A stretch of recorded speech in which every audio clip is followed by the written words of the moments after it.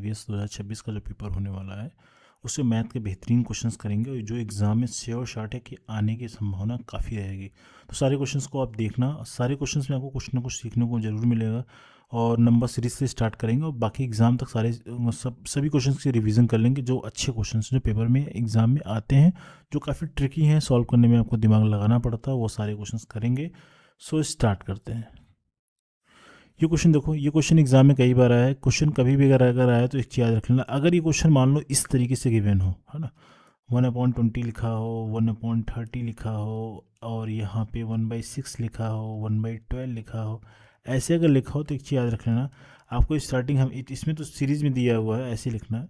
और लेकिन कभी भी अगर क्वेश्चन अगर आपको ये ऐसे लिखना है असेंडिंग ऑर्डर, मतलब बढ़ते हुए क्रम में, 6 के बाद 12 आ रहा है, 12 के बाद 30 आ रहा है, 20 आ रहा है, 20 के बाद 30 आ रहा है, ऐसे लिखना है, हमेशा लिखना है।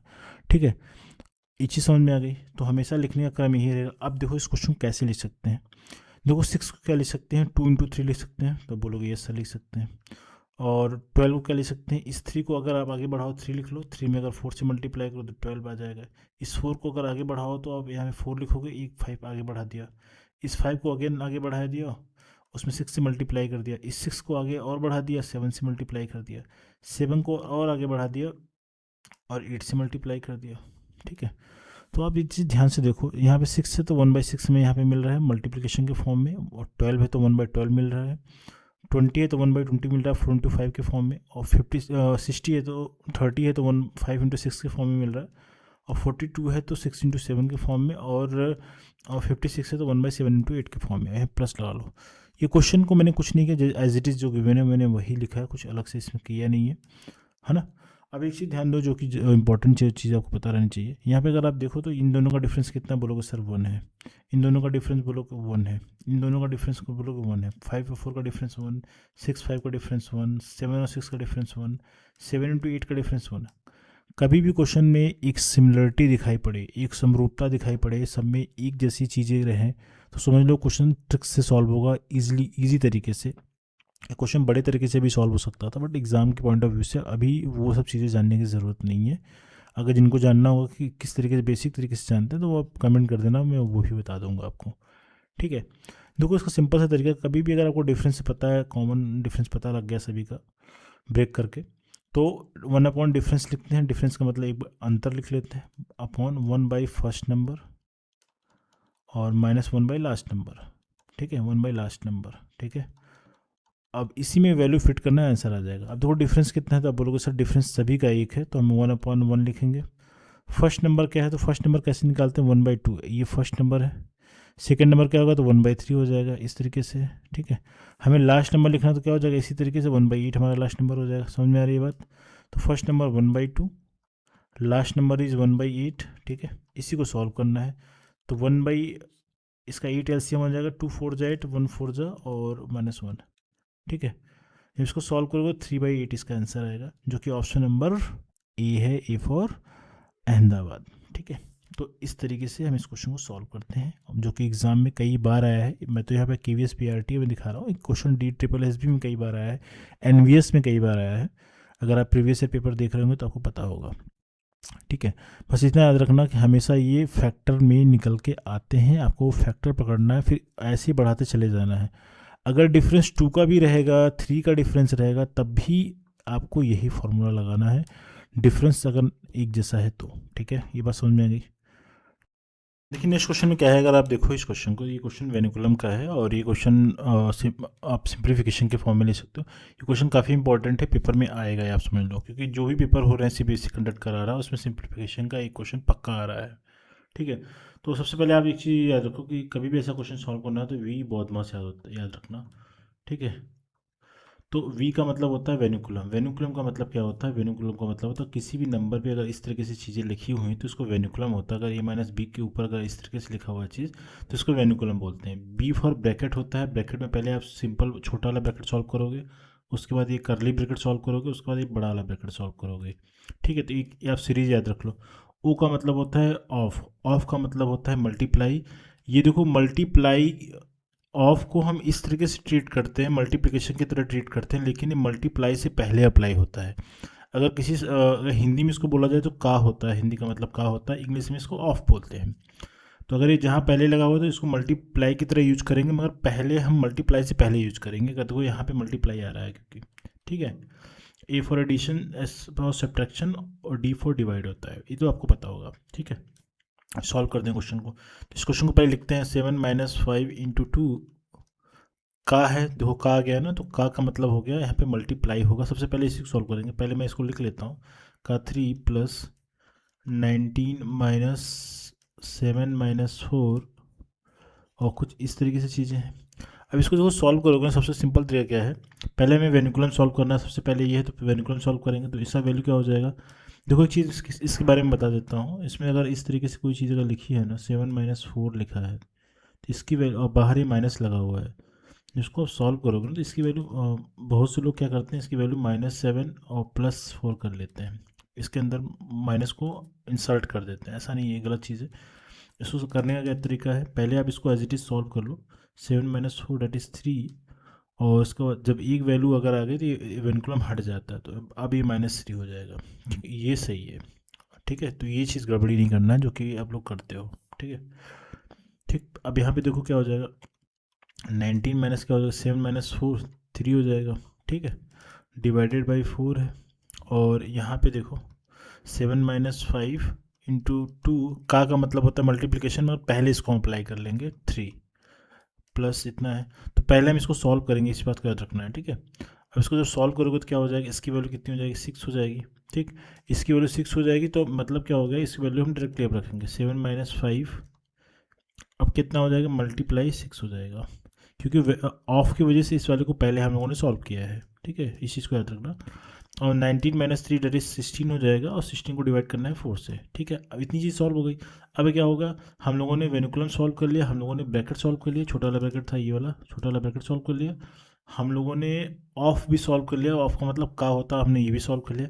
अब आते हैं डिवाइड मल्टीप्लिकेशन, तो पहले डिवाइड का नंबर आया तो डिवाइड पहले करेंगे, तो डिवाइड यहाँ पे करोगे तो ये वैल्यू कितनी आ जाएगी, ये वैल्यू कितनी आ जाएगी, 4 आ जाएगी। 16 को अगर 4 से डिवाइड करोगे तो 4 आ जाएगा। तो 7 - 5 × 6, अब तो क्वेश्चन सॉल्व हो गया है। अब इसका मल्टीप्लाई करना, तो इसको मल्टीप्लाई करो 30 हो जाएगा, ठीक। अब इसको सॉल्व कर दो, 7 और 4 11 हो जाएगा, 11 - 30 करो कितना आ जाएगा, ये वैल्यू -19 आ जाएगी, ठीक है। तो ये क्वेश्चन का आंसर हो जाएगा। तो क्वेश्चन बेहद आसान सा, लेकिन इसमें वेनिकुलम और ऑफ वाले में लोगों को डाउट होता है, तो इसके लिए इस क्वेश्चन को कराया गया है ना। तो ये क्वेश्चन इसी के बेस पे और मैं करा देता हूँ, जिससे जिस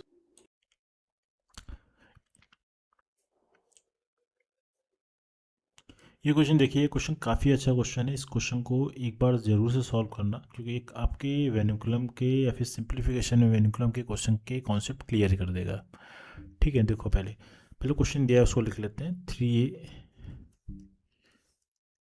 माइनस के साथ in bracket -2a -a -b और कुछ इस तरीके से है +3b। पहले जो फॉर्मूला है उसको एज इट लिख लो, वी बहुत मस्त, ये पता रहना, इसको क्वेश्चन कभी भी दिखाई पड़े पहले इसको लिख लिया करो। पहले इसमें वेनिकुलम दे के रखा है, तो पहले वेनिकुलम को सॉल्व करेंगे। वेनिकुलम कहाँ पे है, e - b के ऊपर है। देखो कभी भी सॉल्व करोगे इस चीज़ को ध्यान देना, अगर इस तरीके से गिवन है, क्योंकि ये अलजेब्राइक टर्म है, तो इसको जब सॉल्व करोगे तो e - b ही आएगा, ठीक है, इस चीज़ को ध्यान देना। अब इसको सॉल्व करते हैं, जब ये सॉल्व कर लोगे तो ये 3a माइनस के साथ, और यहाँ पे अगर आप लिखोगे तो ये -2a तो एज इट इज़ है आपका, और ये क्या हो जाएगा, माइनस ये ए माइनस बी हो जाएगा, ठीक है। लेकिन इस माइनस की वजह से जब ये सॉल्व करोगे तो ए - बी आएगा, ए - बी आएगा, लेकिन ये बाहर माइनस है, तो इस माइनस की वजह से ए प्लस वाला ए तो माइनस हो जाएगा, लेकिन अंदर वाला जो माइनस है प्लस हो जाएगा, ठीक है। ये बात समझ में आए, इस चीज़ को ऐसे लिख लिया। अब क्या करेंगे, अब हमें क्या करना है इसमें, +3b। अब हमें ब्रैकेट सॉल्व करना है, सेकंड नंबर पे ब्रैकेट है तो ब्रैकेट सॉल्व करोगे, तो ब्रैकेट सॉल्व करने का मतलब जो वैल्यू अंदर दिखाई पड़ रही है इसी को सम ऐड माइनस जो करना है कर लो। तो -2a - a कितना हो जाएगा, -3 हो जाएगा, और +b हो जाएगा। जब इतना सॉल्व हो गया, क्योंकि अब इससे ज़्यादा a और b के टर्म अलग अलग नहीं है, तो इसको ज़्यादा सॉल्व नहीं कर सकते हो आप, तो यही हो गया सॉल्व, और ब्रैकेट हट जाएगा, ब्रैकेट के बाहर ऐसा कुछ हो जाएगा, ये सॉल्व सोल्यूशन हो गया, है ना। 3a, ये ऐसा क्वेश्चन बन गया। अब जब इसको आप सॉल्व कर लोगे ना, तो इसमें ध्यान देना आप, नेगेटिव साइन जब ब्रैकेट जब हटाओगे तो नेगेटिव साइन का इफेक्ट पड़ेगा किस पे, नेगेटिव साइन की वजह से ये वाला साइन बदल जाएगा और इसके आगे वाला साइन बदल जाएगा। तो 3a इस माइनस की वजह से इस माइनस का कर देगा, ये प्लस कर देगा, माइनस इंटू माइनस प्लस होता है तो प्लस 3a। इस माइनस की वजह से ये वाला क्या हो जाएगा, माइनस हो जाएगा तो माइनस b हो जाएगा और प्लस 3b हो जाएगा। अब इसको सॉल्व कर लो क्योंकि अब इसमें कुछ बचा नहीं है, प्लस माइनस ही बचा है, तो प्लस माइनस आप चाहे तो आगे पीछे कर सकते हो। तो 3a प्लस 3a कितना हो जाएगा, 6a हो जाएगा। और 3a माइनस बी क्या हो जाएगा, माइनस सॉरी 2b हो जाएगा। तो इस क्वेश्चन का आंसर क्या हो जाएगा, 6a प्लस 2b, जो कि आपका डी वाला आंसर है। इस क्वेश्चन को करना जरूर एक बार अपने आप से, बहुत अच्छा क्वेश्चन है। ठीक है, ठीक, आई होप समझ में आ चुका होगा। इसमें चीज़ ये था, मैं एक बार और रिवाइज करा देता हूँ। पहले वेनिकुलम सॉल्व करते हैं। वेनिकुलम अगर अलजेब्राइक टर्म है तो इस तरीके से सॉल्व करेंगे, और उसके बाद ब्रैकेट सॉल्व करेंए। ऑफ इसमें दिया नहीं था तो यहाँ पे ऑफ सॉल्व करने की ज़रूरत नहीं थी। उसके बाद हम लोगों ने डिवाइड पहले करना था, तो डिवाइड इसमें था नहीं तो डिवाइड नहीं किया है। तो मल्टीप्लाई भी इसमें नहीं था तो ये भी नहीं किया। तो एडिशन और सब्ट्रैक्शन आगे पीछे कर लोगे, कोई अंतर नहीं पड़ता है। ठीक है, ठीक। अब नेक्स्ट क्वेश्चन देखते हैं। ये क्वेश्चन आप खुद से करो, इस क्वेश्चन को, इस क्वेश्चन के जवाब बताना। इस क्वेश्चन का आंसर मैं आपको तब बता दूंगा जब आप कर दोगे तो। ठीक है, तो ये क्वेश्चन आपके लिए होमवर्क है, तो इसको आप क्वेश्चन खुद से सॉल्व करिएगा। इजी क्वेश्चन है, बढ़िया क्वेश्चन है। तो आपका वेनिकुलम, देखो पेपर में वेनिकुलम के क्वेश्चन के आने की संभावना काफ़ी है ना। ये क्वेश्चन और देख लेते हैं सिंप्लीफिकेशन का ही। देखो ये क्वेश्चन देखो आप, ये वेनिकुलम वाला क्वेश्चन ये भी है, ये भी चाहो तो अपने इस खुद से करना, क्योंकि मैंने ऑलरेडी काफ़ी करा दिया, तो ये KVS में यहाँ पेपर है। ये ऊपर वाला क्वेश्चन देखो, क्योंकि ये पैटर्न मैंने भी बताया नहीं, तो इस चीज़ को देखो आप। तो अगर हम यहाँ पे 147 को, ऐसे क्वेश्चन को पहले क्या करते हैं, 147 को हम ए मान लेते हैं, जो गिवन टर्म में रिपीटेशन हो रहा है, एंड 143 को हम बी मान लेते हैं। ठीक है, तो अब इसको ध्यान से अगर देखो तो 147 इंटू 147 है, मतलब ए इंटू ए का मतलब क्या हो गया, ए स्क्वायर है यहाँ पे। और 143 इंटू 143 है, मतलब बी इंटू बी है, मतलब बी स्क्वायर है यहाँ पे। और यहाँ पे 147 इंटू 143 है, मतलब ए बी है ना। ऐसा मान सकते हैं। तो हम इसको ए स्क्वायर लिख लेते हैं, यहाँ पे हम ए बी लिख लेते हैं, यहाँ पे बी स्क्वायर लिख लेते हैं। ये कर दिया इतना। ठीक, अब नीचे देखो आप, 147 का क्यूब है, तो यहाँ पे 147 ए इंटू ए है, तो मतलब ए क्यूब है। और यहाँ पे माइनस है, और ये 147 का क्यूब है, मतलब ए बी इंटू बी है, तो ये बी क्यूब हो गया। हम क्वेश्चन को सॉल्व कर लेंगे, लास्ट में ए और बी की वैल्यू रखेंगे। इस चीज़ को ध्यान रखना। इस चीज़ को एक फॉर्मूला आप जानो, ये फॉर्मूला पता रहना चाहिए। अगर A cube minus B cube लिखा जाए तो ये एक्चुअल में होता है A minus B in bracket में A square plus B square plus A B. ये आपको फॉर्मूला पता रहना चाहिए। देखो बिना फॉर्मूले की क्वेश्चन कभी सॉल्व आप कर नहीं पाओगे, तो ये फॉर्मूला पता रहना चाहिए। ठीक है, और इसकी कंपैरिजन में अगर A cube plus B cube अगर लिख लो, ये मैं आपको एक्स्ट्रा फॉर्मूला लिख रहा हूँ, ये हो जाएगा ए प्लस बी, एक ब्रैकेट में हो जाएगा A square plus B square minus A B होता है। ये आपको पता रहे, बेसिक फॉर्मूले हैं, आपको पता रहेगा तभी क्वेश्चन ईजिली सॉल्व कर पाओगे, है ना।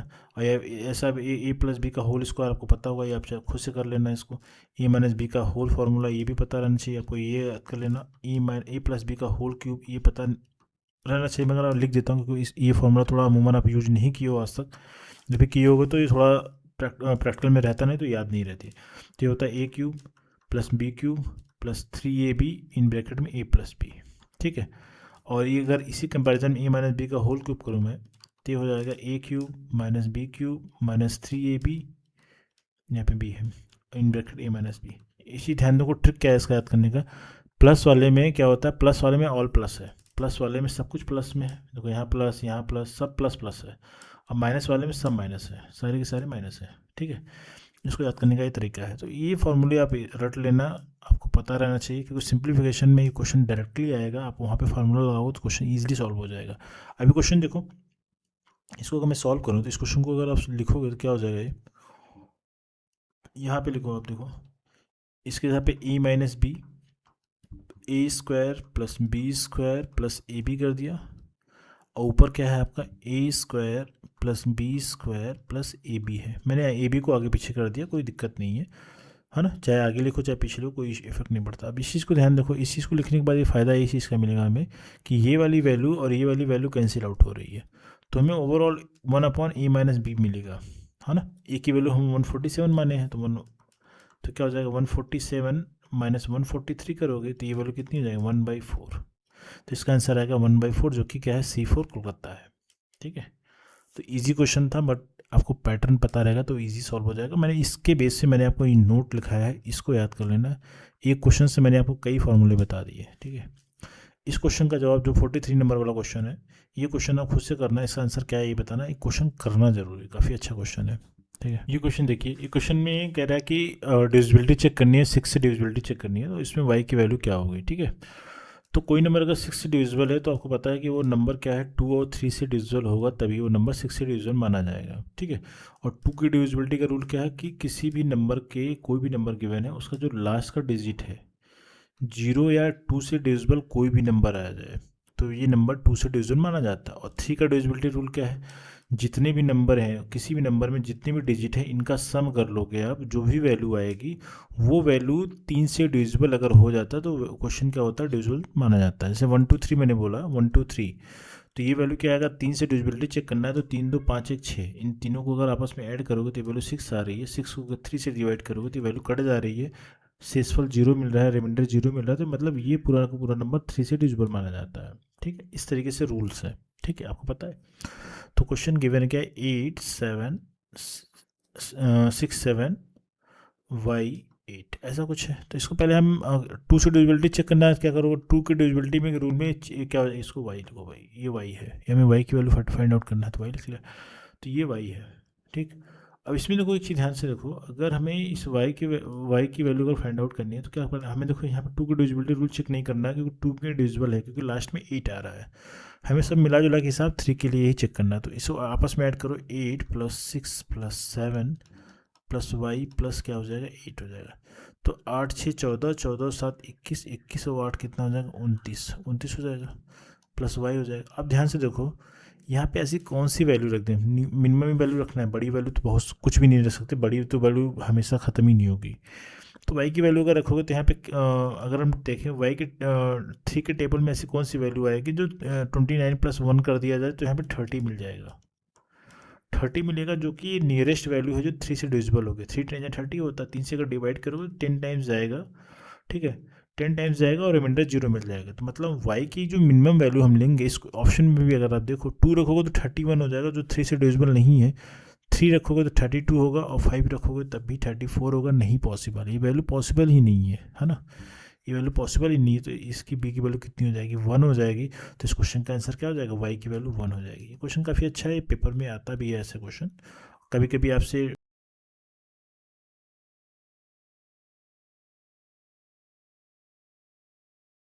और अलग अलग नंबर्स के भी पूछता है, मैं वो भी